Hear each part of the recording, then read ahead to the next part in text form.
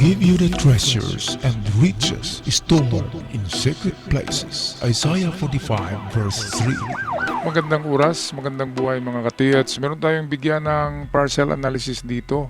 Ito ay isang treasure on the spot, treasure under sign. Ayan o, familiar sa inyo yan. Ito yung bilog na mayroong dot sa kanyang gitna. Well, kakaiba kasi ito kasi meron siyang kasama dito, maliit na heart, malalim na butas, at meron pang isa yan dito. So nakaganon yan. At nakita natin, no, di ba? Hindi perfect circle yung bilog eh. Meron siyang dito matulis. So kung tingnan natin, nakaharap siya sa puso. At ang puso sa itaas nito ay mayroong nakaganon na dot. Isa, dalawa. So makita yan dito sa isang picture. Ito yung heart to. Tapos malalim, and then mayroon pang isang malalim.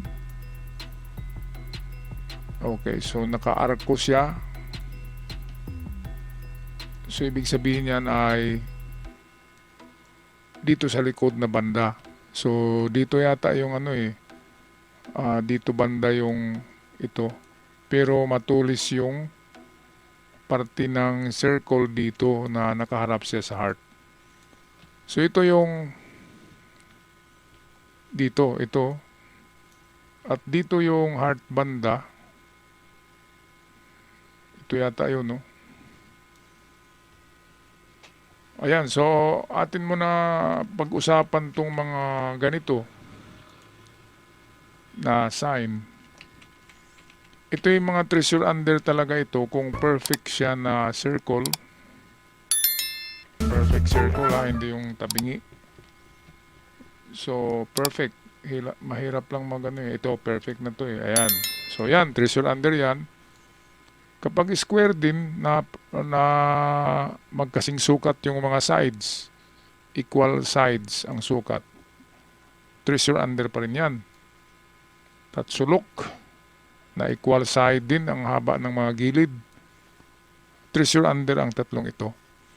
Ngayon kung iniba yan, halimbawa pag ganito, tulad ng narito sa bato, matulis yung isang parte at may dot, iba na ang meaning yan. Kung rectangle din na nagaganyan, iba na rin ang meaning niyan. Kung triangle na pahaba, ayan, so iba na rin ang meaning niyan. Kaya dito, medyo malabo to na treasure under. Pero treasure on the spot ito. Ang pagkaiba ng treasure under at treasure on the spot, ang on the spot ay pwedeng may distansya siya, at pwedeng sa likuran at pwedeng sa gilid. So dito makita natin na meron siyang kasamang parang puso at dalawang malalim na butas na nagaganon.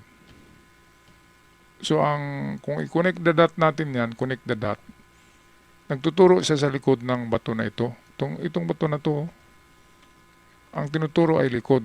Ngayon ang gawin nyo mga katiyets ay gamitan nyo ng inyong locator. Mas maganda yung dowsing tsaka pendulum. Dahil hindi siya erratic na detect ng detect. Pero nasa tao pa rin yan na nagawak ng dowsing.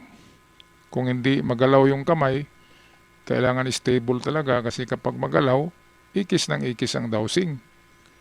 So ganun din sa mga detector na metal. Tunog ng tunog talaga yan dahil lahat ng bato ay merong mga minerals. Merong mga iron content. Kaya ang mga detector, ingay na ingay. Kaya kailangan din i-master ang detector, ilagay siya sa medium sensitivity lang, hindi yung high sensitivity dahil sensitive na talaga siya at ingay ng ingay siya. Kaya sa dowsing ay kapag hindi magalaw ang kamay mo at master mo ang dowsing, alam mo kung saan yung malakas maghigop na parte diyan ng lupa. Ngayon, ang distansya ng treasure on the spot, pinakamalayo niyan ay 7 meters. So mag-umpisa siya sa 2 to 3 to 5 and to 7. Kaya nga 357 ang formula. Kaya detect nyo ang pinakamalayo, 7, palapit sa sign. At kung saan dyan banda kung tama tayo na nasa likod ng bato, dito banda, kung dyan mag-detect, ang ibig sabihin ay dyan talaga yan. Ngayon, bigyan ko kayo ng kwento tungkol sa dowsing rod. Meron kasing nag-comment sa video natin nung isang araw na nag-treasure hunt tayo na tatanda na lang daw tayo, hindi tayo makakuha ng kamuti kung mga dowsing lang ang gamit. Mukhang wala yatang alam sa history. Ang dowsing rod ay ginagamit yan sa panahon ng tinatawag na gold rush sa California. Yun ang kanilang gamit paghanap ng mga deposito ng gold sa lupa noon. Dowsing rod sa gold rush ng California. Wala pang naimbento ng mga noon, metal detector o scanner. Yan lang talaga ang panghanap nila at saka pendulum. Kaya ang mga dowsing ay hindi yan imbento ng Pilipino. Yan ay galing yan sa West, sa Europe at Amerika. Sila yung gumagamit niyan noon. At ito pa, yung Korean na pumunta dito sa amin, nakatira sa isla ng matagal, nag-asawa na ng Korea, Pilipina. Paano niya na-recover ang treasure? Gamit lamang ang alambre. Gumawa lang siya ng dowsing rod na gawa sa alambre lang talaga. Parang hanger yata yung ginamit niya yung aluminum sa hanger.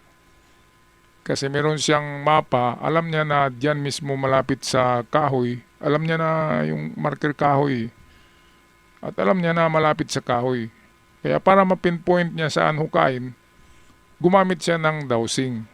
Yung Korean yun At sa kagandahang palad, hindi nagtagal ay nakuha niya ang item gamit lamang ang dowsing sa pag-detect. Kaya alam natin na narito lang sa palibot nito kasi treasure on the spot. Ang gawin natin, dowsing lang tayo sa palibot na hindi lalayo sa 7 meters. Palapit. So 357 meters pabilog ang pag-detect. Okay, so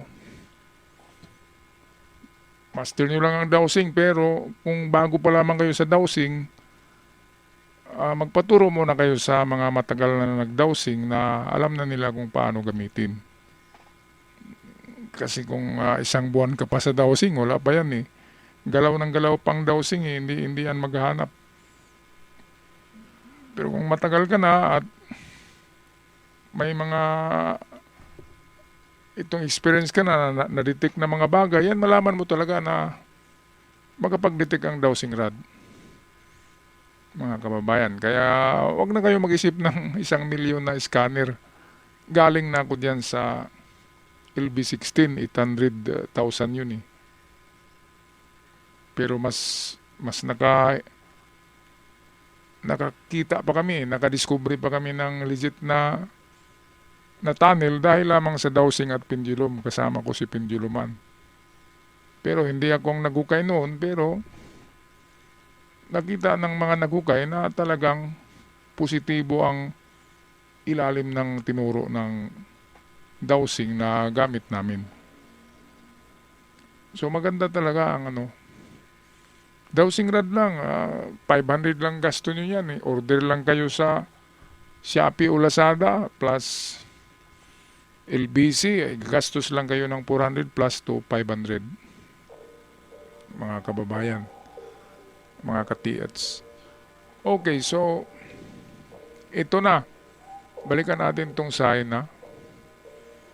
So nakita nyo, hindi siya perfectong bilog Ayan Ibig sabihin, hindi ito treasure under. Matulis dito banda ito. Nakaganon siya Ibig sabihin yan, dito ang direksyon yan. Ngayon, ang tinuro niya ay itong puso na maliit. Puso to nakaganon And then dito yung dalawang dot. So sabi ko, dito sa likod ng bato. Kung saan, i-connect lang yung dot at doon yan magtuturo. So tingnan natin dito sa isa, ito. ito yung mga dots niya, oh. So, heart, tapos dito, ito yung heart, eh. Tapos, dalawang dot yan na nagaganyan. So, i-connect nyo lang yan, and then kung saan yan magturo, doon ang detection, o diyan ang test dig. Okay, so ito, klarong-klaro, matulis, hindi siya talaga bilog. So, hindi ito treasure under, mga ka-TH. Alright, so good luck. Sino man ang may-ari ng treasure marker na ito, good luck sa inyo. At wag nyo rin kalimutan hingi ng tulong sa Diyos, dahil ang Diyos naman talaga ang ang may control ng lahat. Sabi nga sa Isaiah 45, di ba, na I will give you treasure from dark places. Yung dark places, yun yung mga tunnel, mga yungib. Kaya pwedeng magbigay ang Diyos ng treasure kasi sinabi sa Biblia, eh. Okay, so kayo magpaalam na. Maraming salamat sa lahat. Hanggang sa muli, paalam.